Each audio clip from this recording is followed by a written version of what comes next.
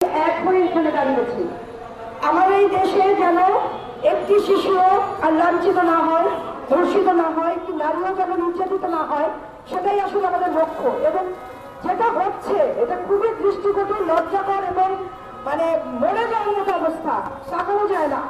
সেক্ষেত্রে আমার একটাই কথা, যা ঘটেছে তা এখনই স্টপ করতে হবে, তা এখনই স্টপ করতে হবে। সবকিছু প্রমাণিত এবং নির্ধারিত এবং সবাই দেখছে, শুনছে। এবং আমি সরকারের কাছে আমি আবেদন করব, এটা আর বাড়তে দেওয়া যাবে না এবং স্টপ করার জন্য তাদের একটা ভয়ঙ্কর শাস্তি দেওয়ার ব্যবস্থা করতে হবে, যাতে কেউ আর কোনো শিশুকে, নারীকে ধর্ষিত করতে না পারে। এটাই আসলে চাওয়া। কারণ আমরা স্বাধীন দেশে নিরাপদে চলতে চাই, আমাদের শিশুরা স্বাধীন দেশে নিরাপদে হাঁটতে চায়, তারা হেসে খেলে বেড়াতে চায়। এতটুকুই আসলে চাওয়া। Stop this. আমাদের এই যে বর্তমান সমাজে যে বিষয়টা চলছে, এই বিষয়টা আমরা তীব্র নিন্দা এবং এর প্রতিরোধ দাবি করছি। কারণ আজকে সকালেও আমি যখন পত্রিকা পড়েছি, সেখানে 5টির অধিক ধর্ষণের ঘটনা আমি নিজে পড়ে এসেছি সকালবেলায়। সুতরাং এটি একটি দুর্বিষহ ঘটনা। বাংলাদেশের মানুষদের মন থেকে কি মানবিকতা উঠে গেল? এই প্রশ্ন শিল্পীদের, এই প্রশ্ন নির্মাতাদের।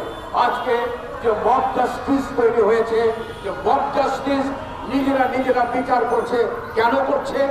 যারা এগুলো করবার কথা, আইন প্রয়োগকারী সংস্থা যাদের এগুলো করবার কথা, স্বরাষ্ট্র মন্ত্রণালয় যাদের এগুলো করবার কথা, আইন মন্ত্রণালয়, আইন উপদেষ্টা, তারা যখন কোনো কিছুই করছে না, তখন জনগণ নিজের হাতে অনেক ক্ষেত্রে বিচারের দাবি তুলে নিচ্ছে এবং বিচারের কার্যক্রম তারা করছে।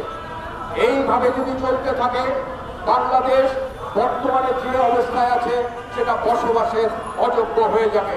আমি উদাত্ত কণ্ঠে আজকে এখানে বলতে চাই, এই যে অবস্থা চলছে, ধর্ষণের যে মহামারী শুরু হয়ে গেছে, এটা অবিলম্বে বন্ধ করতে হবে।